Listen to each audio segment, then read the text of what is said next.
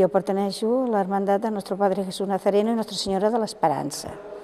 Nosaltres vam arribar perquè resulta que en l'any 87 nosaltres, almenys jo i el meu marit i uns quants amics, anàvem a Via Crucis de Santa Maria, però esclar, ens feia gràcia de dir que, home, antiguament hi havia professors a Mataró i era molt maco. I vam dir, per què no comprem un nazareno?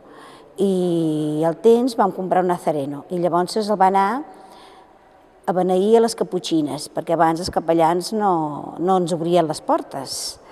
I resulta que, clar, buscàvem una sede, un local per tenir-lo, però és que llavors no en teníem. I va estar a casa dels meus pares, allà a l'Esplanada, va estar mig any.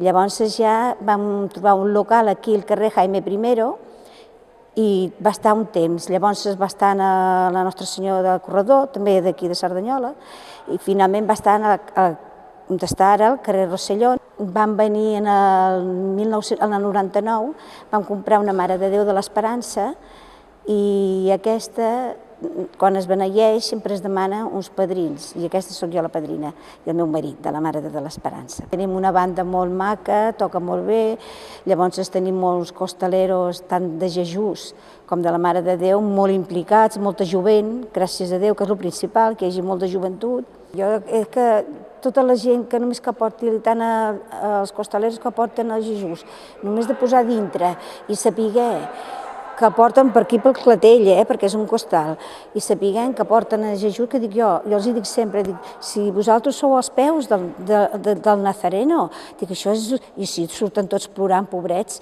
i els de la Mare de Déu també, pobrets, i la gent del carrer, només de veure'ls molta gent plora. És el que dic jo, que la religió també està una mica decaiguda. A mi em fa molta il·lusió. Jo crec que si en traguessin d'aquí, en traurien la vida. Me ha dicho que de mientras lo vaya a